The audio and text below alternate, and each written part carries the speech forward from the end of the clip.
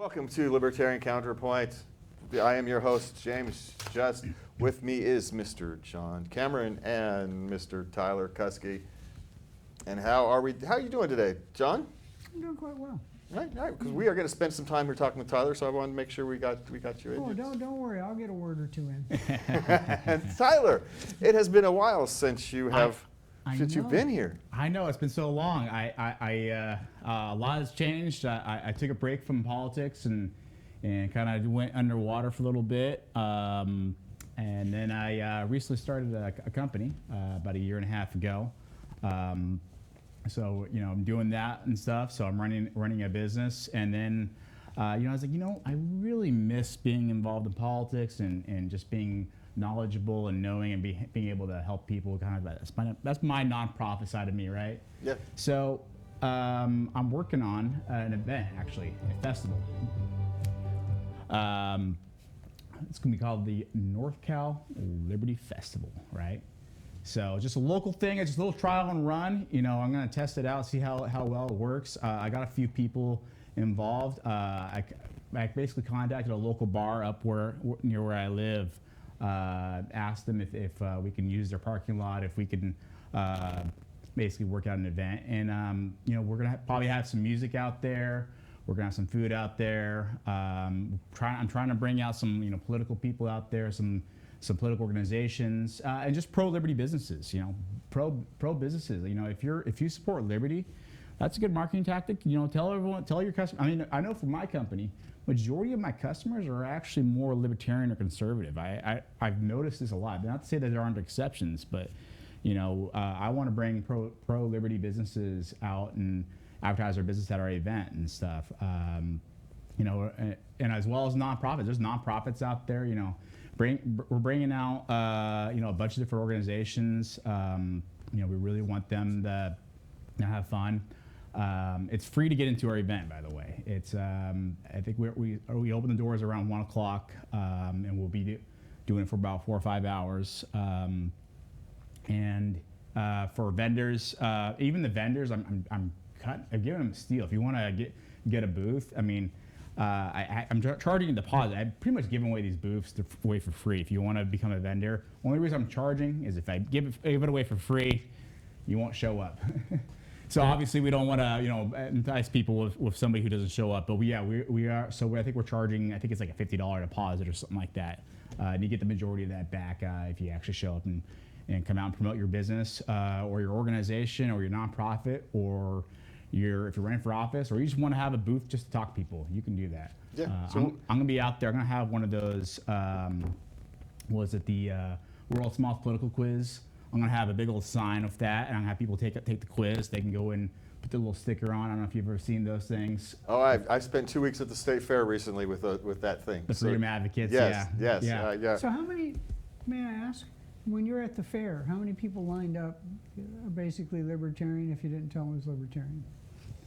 How many people? What percentage do you think? Oh, that's 70? hard. It's impossible to say because we had so many people walk by who wouldn't actually interact. Yeah. But you might get a thumbs up and it's okay. That guy's a libertarian. But the number. It's hard to play numbers under that circumstance. Because I know a few years ago they sent out, or somebody put up a I don't know how they got people to fill it out. They might have offered an illegal raffle or something, which is cool. And they just asked people to, they stripped off left, right, any of that. What are you in favor of?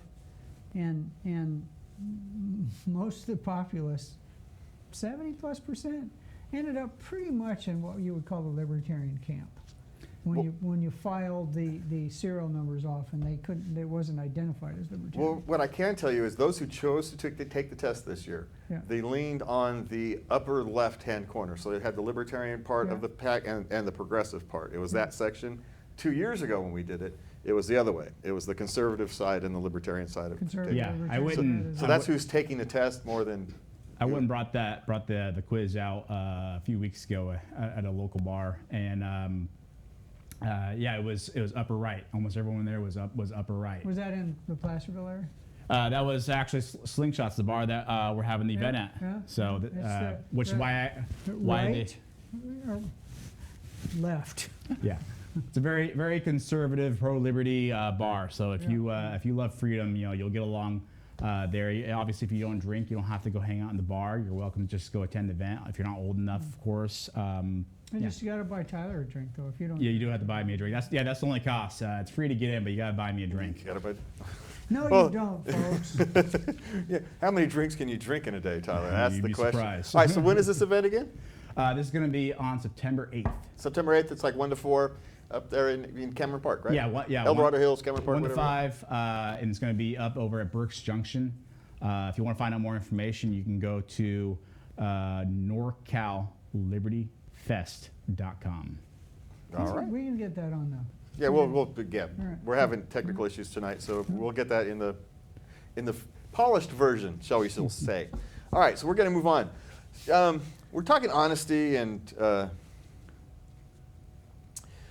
honesty tonight. Honesty, lies, misinformation. That's kind of what we've got lined up tonight. And so we're going to start with student loan borrowers.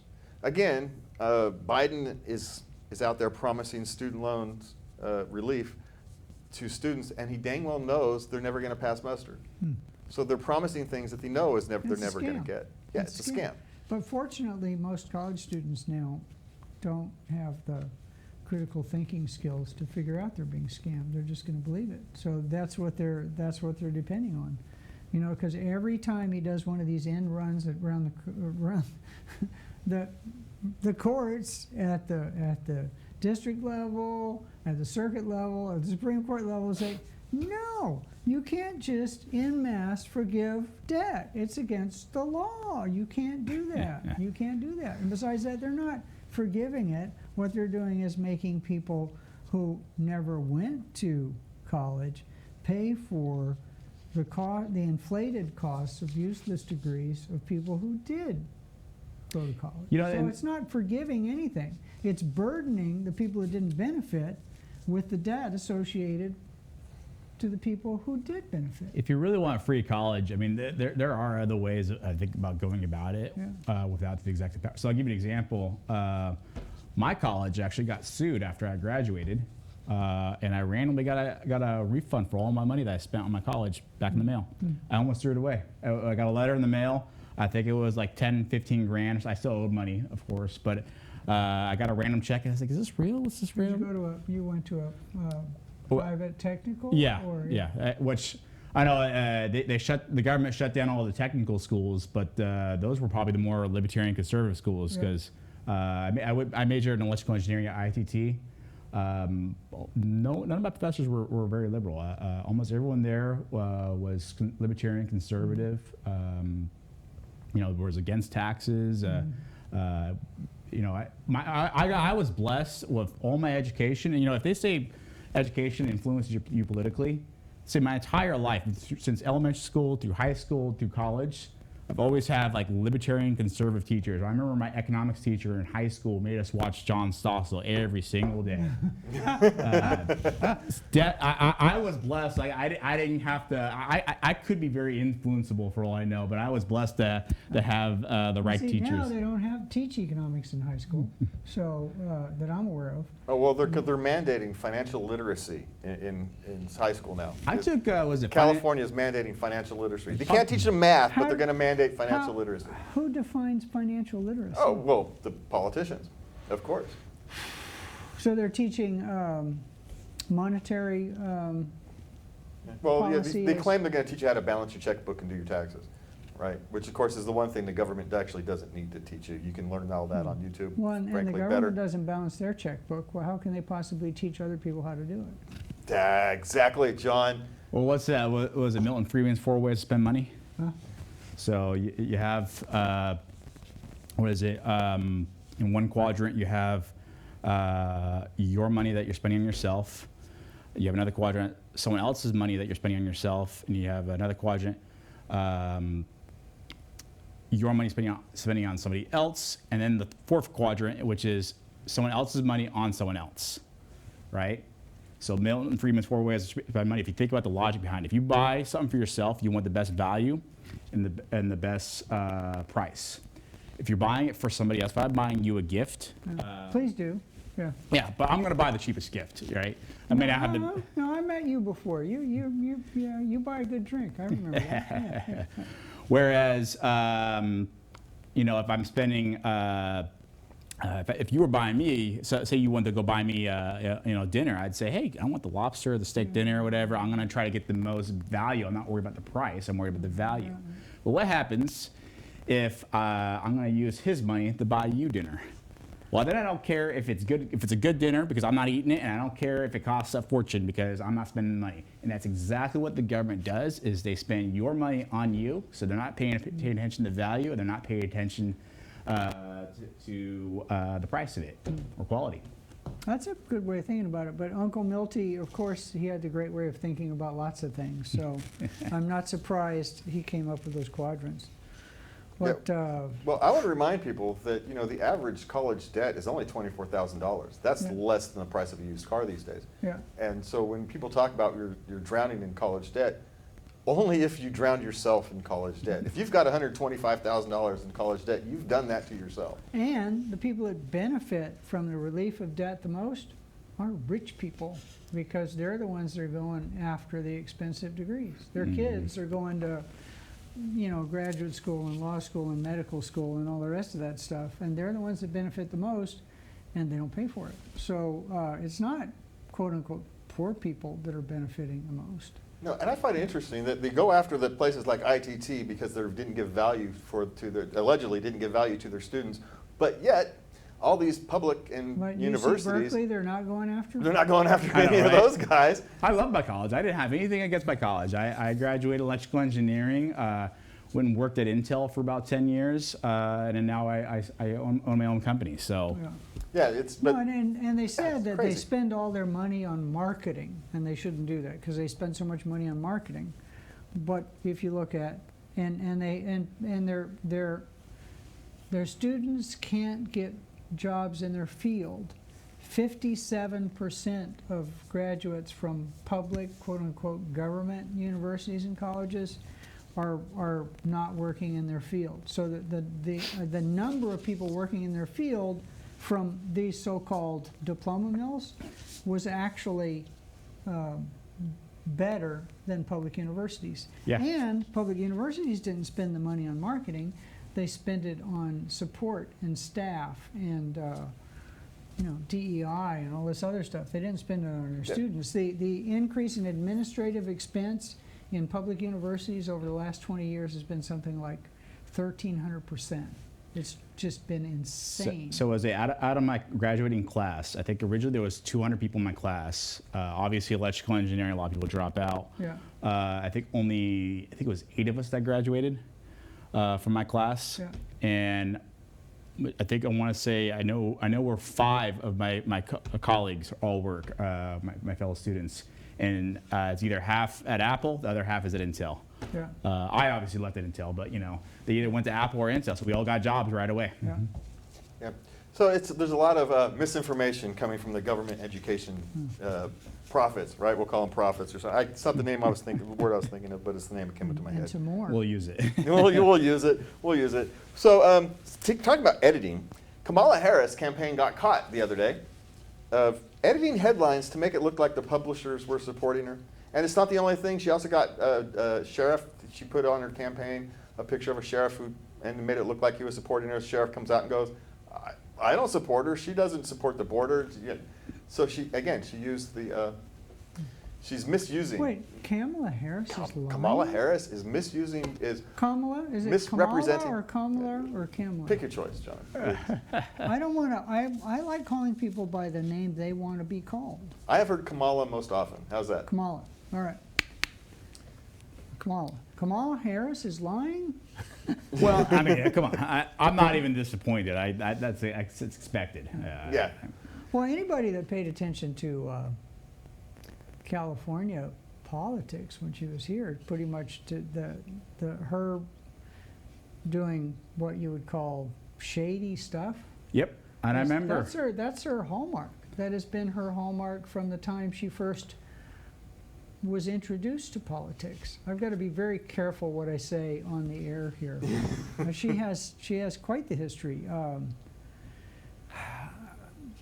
you know, she was a DA, and DAs have basically they have absolute immunity, and it took a court order for her to produce evidence that exonerated somebody for a murder charge that was facing a death penalty. Now, not that he would be killed in California, but he was on death row. And she had, and the defense knew it, evidence that would exonerate. And there wasn't just one person, there was a couple of people.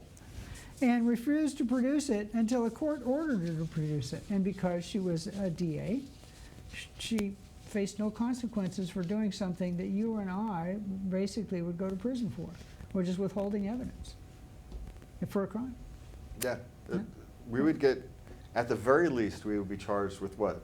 Obstruction of justice? At the very least, we'd be charged with obstruction of justice. And we could be probably, yeah, at the very least, yeah. So the fact that and she's going to say, well, I didn't know my team was doing this. Again, based upon Kamala's history, she has no idea what her team has ever done anywhere. Well, but aren't you responsible for your team? Isn't that the whole? You want to be the president of the United States, and you're going to sit there and say, "I don't know what my team is doing." Yeah, if the country falls apart, she's not responsible. It's not my fault. I didn't know what my team was doing. I'm sorry. Does the head coach in the NFL get to go? I didn't know what my team was doing. Well, I remember we were talking, or we will on the next show, talk about Germany. And the defense of, I didn't know what was going on in those camps, does not hold water, you know. I was just following orders, does not hold water. You know, if you're the boss, that's where the buck stops, so be careful what you ask for. Right, she sets the culture for her organization, right? And her organization decides that, yeah, we can go ahead and do this and nobody's gonna notice, or people will notice, but because we've got the media on our side, no one's gonna actually end up caring. But can we make sure here that we're not, people think we're Trump fans? We're not Trump fans here either. It's just that this... It was pretty egregious this week is kind of what that, because our next topic is Kamala Harris again, but this one's actually a policy issue. So we go up, you guys ready to move on to Kamala Harris and housing? What's going on there? Do you guys want to know? Yeah. Kamala Harris's plan to fix housing. What is it? Let's go. This is their plan, and it's the Harris-Biden plan, right? They're going to spend $100 million to give cities grants to help figure out where their regulations are preventing housing from being built. Yeah, just throw money at it. That always works. We're going to create another layer of bureaucracy to try and help us solve the problem of having too many layers of bureaucracy. It's like the Cobra effect. It's only $100 million. I'm surprised. I mean, nobody even pays attention in the government to $100 million. I mean, if you just said 3.2 billion, maybe, you know? Wait, no, that's only 1/50th of what we're spending on high-speed rail in California. It's got to be more than that. You got to spend more money than that for people to pay attention. But I could just give me a list of your local building regulations. I don't even know how to look at them. Let's say there's 110 on the list. Just anywhere. Just cross them off. Cross any of them off, right, at random. And yeah, you could improve. I don't know. Here in City of Sacramento, it costs like $90,000 just for the basic building permit. Yeah. So and the whole idea of permit. Wait a second. It's my land, my house, my money. I have to get your permission. That's what permit means.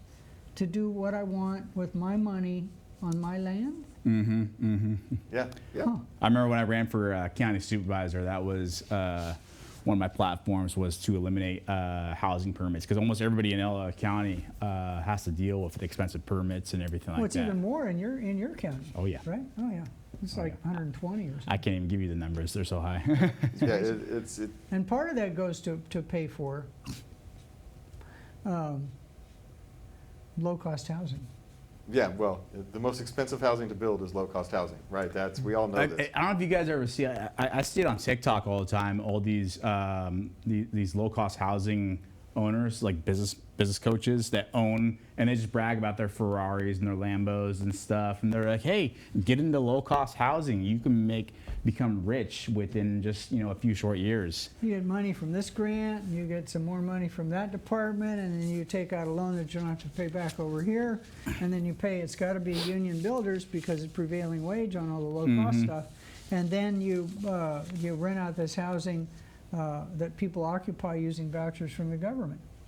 But you don't need to to take the course. I just told you how to do it. So, yeah. Well, and it gets even worse. Today, before the show, I read she's got a plan to help on grocery prices. She has a plan. Now, what's the plan? You know what the plan Price is? Price controls. Exactly, John. John knows what it is. Price controls. Now we're gonna have shortages. Yeah, like price controls are ever going to work. Oh my God, these people are just so. It's so never kind of, worked, and now we're gonna run out of food. Now we're going to run out of food, and the food we do want is going to be twice as expensive as it should be because some bureaucrat is setting the price instead of, you know. It's going to have to be non-GMO. It'll have to be, what else? Is it organic? U.S. organic US and sugar organic. levels. Yeah. Oh my God. Just Oh yeah, if it has to be sugar free, I'm a type 1 diabetic. I have to eat, like, whenever my blood sugar gets low, I eat like sweet stuff to regulate my blood sugars to prevent me from like passing out. And I remember there was one time, I forget where I was having a low episode, and I went to like some health nut store where the only thing that was nearby. I was like, I'm gonna go buy something like some candy or whatever. Almost everything in that store was like sugar free or just low sugar. And I remember I was mad. I went and like I used to use Capri Suns when I was a little kid to regulate my blood sugars. Now the Capri Suns are sugar free, and I was just like, oh, there's nothing. I'm just putting liquid. Always carry a couple of sugar packets in your car, and if somebody's passed out and their breath is a little weird, doesn't matter if they're hypo or hyper, give them some sugar. Yeah, don't ever give them insulin though. No. Don't ever do that. I actually had a low blood sugar one time while I was with my brother. We were in a hotel room, and I love my brother, but he got confused and thought I asked him for insulin while I was having an episode, so he gave me a shot of insulin. I was like, no. You ended up in the hospital. Yep, that's exactly what happened. I ended up in the hospital.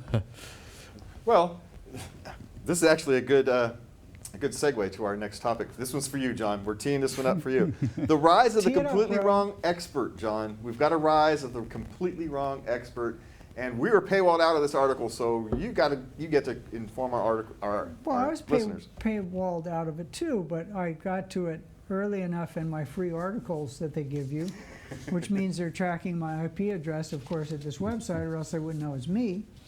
You can tell me how to get around that after the show's over. So it's a National Review's, I would call it, conservative organization. They're not Trump fans. They're kind of old, like Tea Party, Republican leaning, but they do some good work. And this was a woman who was rated as one of the top 50 most influential voices in education in the country. Was interviewed, and she said she threw out some outrageous number that like 1/3 of the people that are killed by cops are unarmed black women. I mean, it was just a number that was so wrong. Just made it up. It just it was a number that was well, anyway, let's back up. So when you look at crime, invariably, men are killed more often than women. Women, other than sexual crime, which I'm appalled at and disgusted that it happens, are not generally victims of homicides or other violent crimes. You know, property crimes, yes. Intellectual crimes, yes. All the rest of that. And then. So to say that this number of black women was actually unarmed black women were killed by cops was more than the number of everybody that's killed by cops, and more anyway. It was just an astoundingly bad number, and nobody challenged it. Nobody fact checked. It kind of reminds me. Nobody fact checked it, and then the article went into how often this happens and why. And you look at the Ibrahim X stuff. Every single thing that he pontificated has been basically proven to be completely false. Every single thing. And nobody bothered to fact check it, to look at the studies, to look at the underlying data. They just bought into it and start publishing textbooks, the 1619 stuff. Same thing. Nobody pulled it apart. But let Elon Musk want to interview Trump, and somehow it's a call to arms, revolution, and reason for shutting down a whole website. So these people pick and choose. And this article went into depth about why are all these experts so bad? And it drilled down and said basically because even at the higher levels of academia in some fields, there really are no barriers to anybody going into the field and getting like a doctorate. Because before, I think in 1955% of the people in this country had college degrees. And now something like, I don't know, 56% of people do. Yeah. So what that means is that before, the average IQ of people, not that IQ is a perfect measure, getting a degree was a couple of standard deviations, at least a standard deviation above the average, which is now down to 100 for the US population, might even be below that. Now that all these people have degrees, if you extrapolate that, the people getting those degrees, quite frankly, aren't very bright. All right, John, so, we got about an hour, a minute and a half left, John. So we got let's- an hour and a half? I'm ready to yeah, go I for all wish. of it. We've No, got- anyway, so it's the so-called experts being wrong. Drill down and look at this stuff, because if it sounds crazy, it is. One thing I was going to comment into that, that reminds me of when Fox News hired that CIA expert. Do you remember that one? No. The guy had claimed to have worked for CIA They and didn't even check it. worked for Fox for about 10 years, giving out his information and they quote him for everything. He just make up data like that. Eventually he got caught and busted, but he was employed by Fox for about 10 years. 10 years. Did he ever work for the CIA, or he Nope. just made it up? Nope, just made it up. It would be scarier if he did, because those people are clowns. Well, we've seen this, right? We saw it for the last 4 years with the health experts that were just making stuff up as they went along. I don't remember where 6 feet came from. What? Yeah, they were just making stuff up. Oh, one day it's masks don't do nothing. Next day it's masks do stuff. Then it doesn't do anything again. Now you got to wear 3 masks. And right, they were literally just making stuff up. Am I still allowed to wear masks? Can I go wear masks and so like banks and stuff still? No. Oh, they got rid of that. No, in New York City you can't. They were banning masks in like the subway. You can't wear a mask in the subway anymore People because took advantage of the system. too many people Cobra are effect. taking advantage of it. So But yeah, you go into any public library, all the employees are. all the employees are masked up. Are masked Yeah, up. it's a strange confused. world. It's a strange world, and we are out of time in this strange world. Thank you for joining me, John. Thank you for joining me, Tyler. Thank you for watching. Thank the crew inside for working hard. We are out of time, and have a good night. Please remember to love everybody.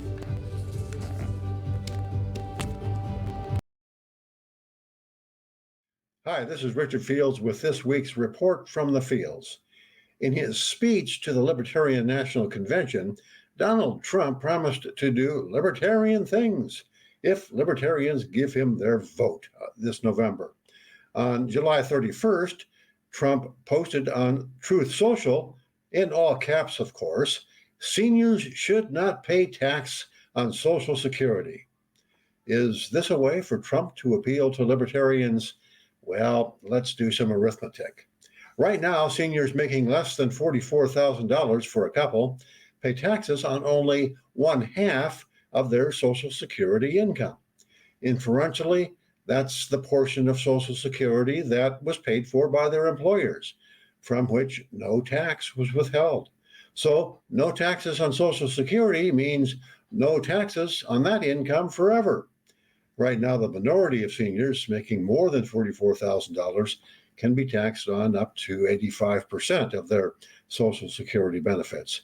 So that extra 35% amounts to double taxation on the same income. Libertarians are all for lowering and, if possible, eliminating taxes. So, does that make Trump's proposal a libertarian proposal? Well, not really. You see, Trump, and for that matter, Harris, both ignore the elephant or donkey in the room. You see, so-called mandatory spending, mostly Social Security spending, Medicare spending, and Medicaid, along with interest on the national debt, account for 70% of all federal spending. All taxes combined only cover 76% of federal spending. That means the 24% deficit has to be covered by even more borrowing. Interest is already more than 10.5% of federal spending, more than Medicaid. Meanwhile, the biggest lenders to the U.S. government are reducing the amount they are willing to lend us. China has reduced its lending to the U.S. by 40% in the last 10 years. If you want to know why, see Trump tariffs and Biden's outright theft of U.S. Treasury debt held by Russia, an ally of China. Other countries are figuring out that the treasuries they hold may be stolen from them if they dare have a different foreign policy than the one prescribed to them by Washington. In short, the willing lenders to the U.S. are going away. That leaves the Federal Reserve. They can always create new money and lend that. We've seen in the last few years that the eventual result of that is rip-roaring inflation. Inflation is a tax going by another name. The only way tax cuts can be beneficial is if they are accompanied by a corresponding or larger spending cut. Neither Trump nor Harris is going to be proposing anything like that anytime soon. I've thrown a lot of numbers at you, so let me recap. Interest on the debt and mandatory social spending make up 70% of what the federal government spends. Taxes only account for 76% of what the feds spend. That means that all defense spending and most spending for federal courts, regulators, and everything else is financed by borrowing. The only way a tax cut, any tax cut, can be considered libertarian is if the budget is already balanced and the cut is matched by an equal spending reduction. Only one presidential candidate is proposing anything close to that. That would be Libertarian presidential candidate Chase Oliver, who proposes reducing federal spending to pre-COVID 2019 levels. That's this week's report from the fields. I'm Richard Fields. See you again next week.